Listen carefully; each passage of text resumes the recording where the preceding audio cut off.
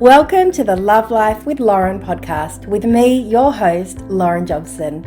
I'm excited to bring you practical tips, techniques, and insights on how to improve your daily experiences with your physical, mental, emotional, and spiritual well-being. Enjoy today's episode. Welcome to the 5th episode of the Love Life with Lauren podcast. This is a continued series with the concept and the topic of self-sabotaging. So in this episode, I cover 3 different ways we can self-sabotage, and I've covered the other 3 in previous episodes. So I particularly go over some more context in the first episode, so you can jump over to that, or absolutely still follow along for this episode. It will still make sense. And I also cover, and you can see in the title of the episodes, why we in fact self-sabotage in the first place. So go ahead, enjoy, and I hope and I am pretty confident you will gain some really cool insight. And I share also, connections with our intuition. So you're going to get a lot of tips and cool information to have you think in this episode. Now, there are some questions you can also journal on, and also to notice, if you haven't already, this podcast is visual. So you can also see my slides as I'm talking. So of course, if you're driving, please ignore that. And just so you know, if you're in a position to be able to watch the slides, then you can do that as well. And you can pause so you can see the questions that I ask. Okay, go ahead and enjoy this episode. I am so excited to be sharing this with you. Are you ready to stop blaming others for not having what you want? I know that can be a bit confronting. What about, are you ready to stop all the drama with people and problems in your life? And are you ready to nurture yourself like you do for everyone else?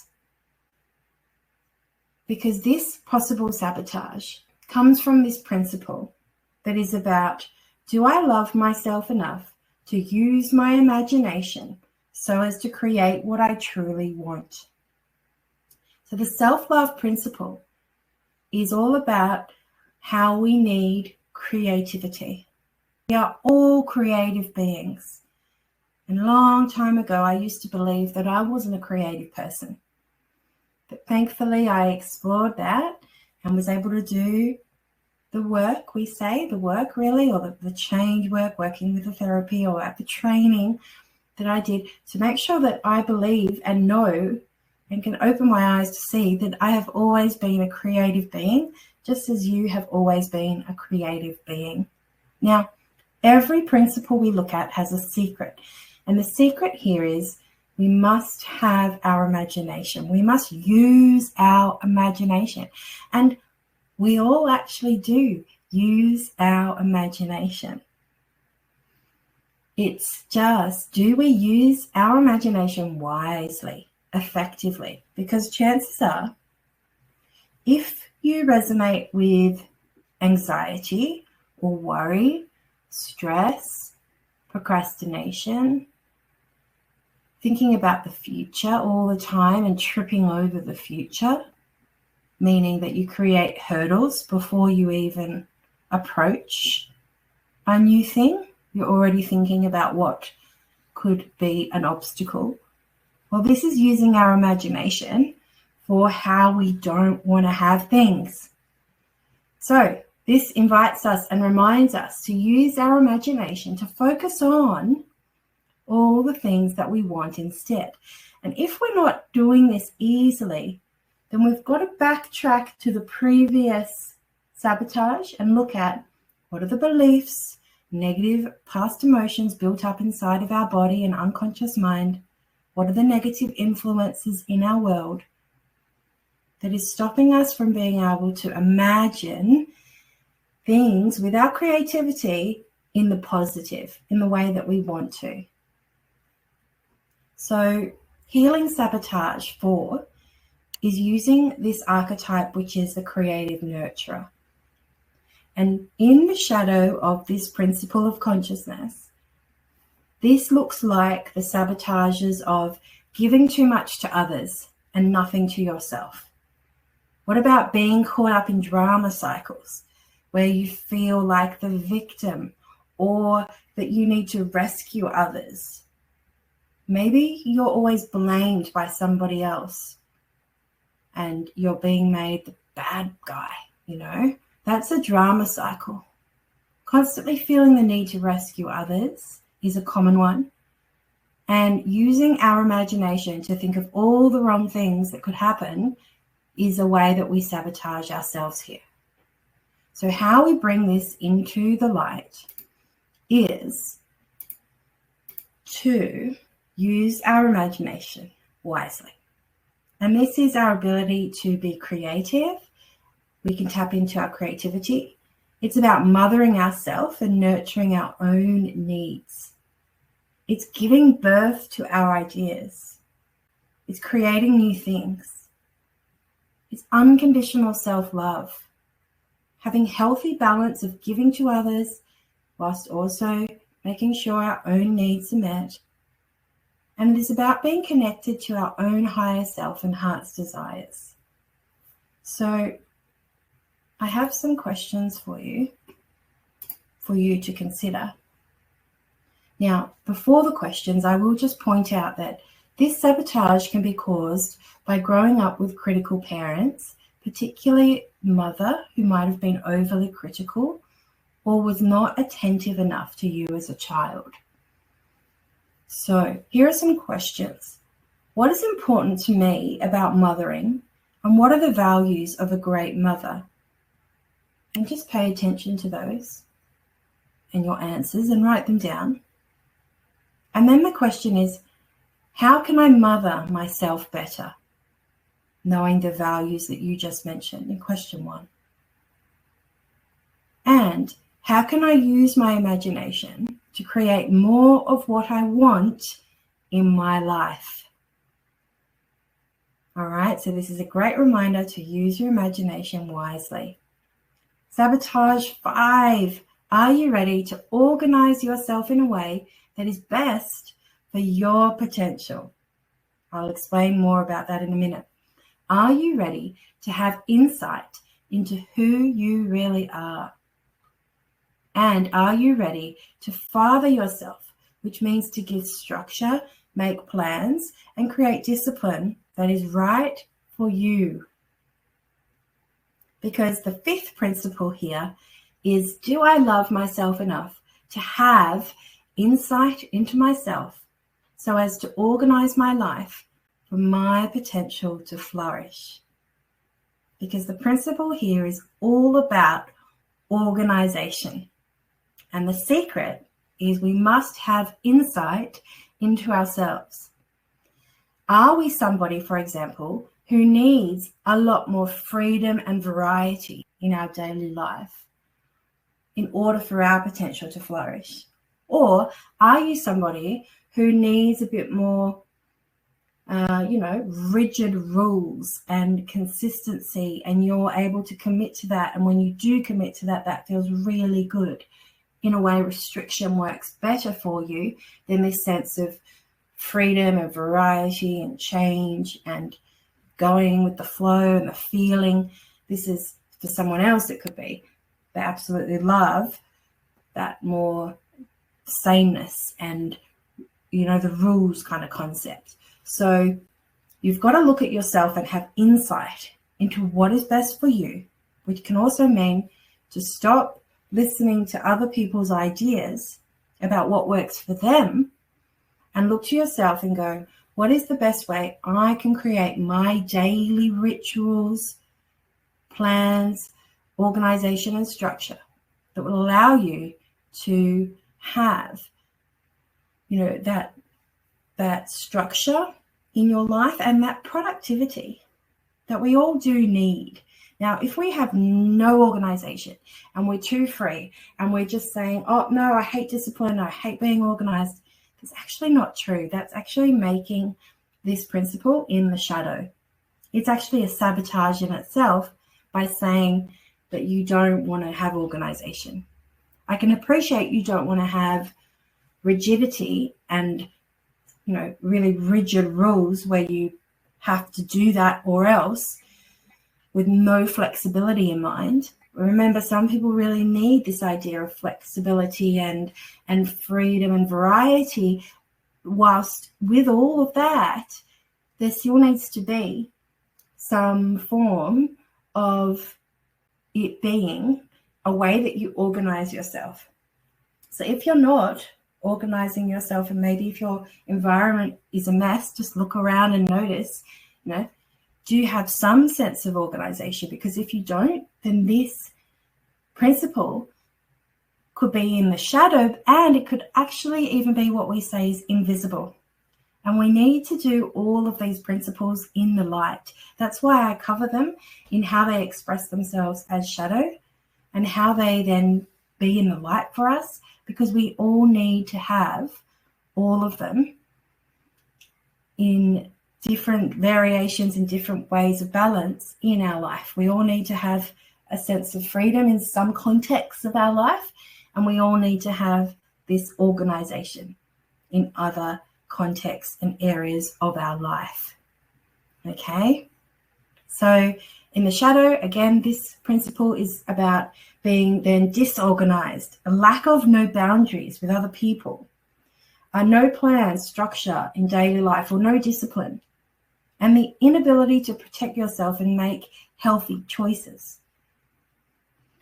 So this is what it can be as a sabotage. So in the light, what we need to do again is we need to have insight into who we are so that we can organize ourselves, have really beautiful boundaries, and this allows us to, it's the ability to solve problems in a multidimensional way, other than just, linearly of, well, if this happens, then this absolutely has to happen.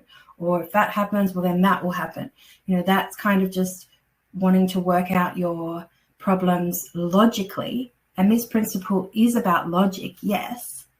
And what about being able to see different problems in our lives in a way where we can really imagine, say, being above that problem and having different perspectives?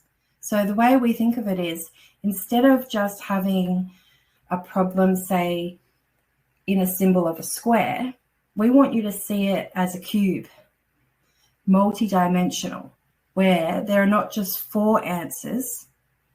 There's, what is that, 16? Well, how many lines is in the cube? 4, yeah, or 8, 9, 10, 11, 12, maybe 12. I didn't think about that before I shared, right? So seeing our problems in a way where there's not just one answer and we can only answer it with logic, but this 3-dimensional way. And the next principle also helps us with this idea of becoming multi-dimensional, not just answering and solving our problems from our conscious, logical mind, but from a higher perspective instead. Okay, so here are some questions. Now, by the way, this sabotage can be caused by having an overly critical or absent father growing up, just so you know. So the questions are, what is important to me about fathering, and what are the values of a great father? And paying attention to all those answers, and then asking, how can I father myself better? And what do I need to have insight into myself about? So what do I need to have insight into myself about? Is it the way you organize yourself? Is it the way you look at your own creativity and your capacity to see yourself as a creative being with an infinite, amazing, magical imagination? Is it having insight into how you do health, how you're doing money at the moment, how you're doing intimate relationships, friendships, whatever that might be? There's an area in your life where having more insight into is going to be really beneficial. And is it a mindset shift that you need to do? Is it extra support that you need? Is it a tool? Is it a system, strategy, or ritual that you need to put in place in order to help you with this insight? Okay, and this final sabotage I want to share with you today is starting with this question of, are you ready to connect to your inner wisdom? Are you ready to listen to and trust your inner knowing? Because this sixth principle is, do I love myself enough to listen to my intuition? So the principle is your intuition. And the secret is listening to it. Listening to it. And when you listen to your intuition, you follow it. Now, by the way, your intuition can speak to you in different ways for different people. It could be that you have, a gut instinct. It could be in your belly or somewhere in your body where your body reacts when something is not good for you, and it feels really good and like warm and a beautiful vibration when it is good for you. So for some people, it shows up in their body. Now, it can be slightly different though to gut instinct, and it can be quite the same in the way your body talks to you, okay? But it's hard, your intuition is a bit more than just your body wisdom, because your intuition, yes, is your body wisdom, and it's also your connection to your soul. And it's connection that is beyond your logic and emotions about that topic. So rather than say, when we look at the other sabotages and the other archetypes where we say about the oracle is your unconscious mind and she's connected to your soul, and say the magician brings down your soul from the innocent adventurer we spoke about is your ideal child and infinite potential. The sage here, this archetype, is about all of the wisdom that you've collected that you don't even realize that you've collected, because your conscious mind deletes, distorts, and generalizes so much information, and you're left with a lot of unconscious information. And so in order to have true intuition about something, you must have had some wisdom about that to start with. So we need to have a bit of experience and knowledge before we say we can have intuition about that, because it comes from information we don't realize we have collected and picked up. Because your intuition is beyond your logic and beyond your emotions. So the woman figure here in this picture represents your emotions, and more so that maybe male figure, or you can see the short hair there and the papyrus plants on his top there, is representative and symbolizing your logical mind. So how do we listen to our intuition? Well, by the way, so I said about the body, it could show up in your body. For some people, it can be a voice inside your head, and it's a real calm voice and positive, absolutely. It is quite a different voice to the one you know so well that talks to you most of the time in your daily life. Your intuition can always be, it will always be the calm, wise voice. Yeah? And, or your intuition can come to you in like a picture or a vision. Some people, it's like a connection with their third eye. They just feel they know this information and they might get a glimpse of it. So there are some ways that you can listen to your intuition. So what stops intuition? When you're highly emotional about the topic, you're blocking, your emotions are blocking you from being able to connect and listen to your intuition. And another way you can block listening to your intuition is being too logical about something, that topic. If you're overanalyzing it and thinking about it and wanting for it to stay rational and for the answer to just be logical and rational, well, that could absolutely stop your intuition from speaking to you and then absolutely listening to it, because sometimes the answer is not actually rational or logical. But your inner wisdom knows.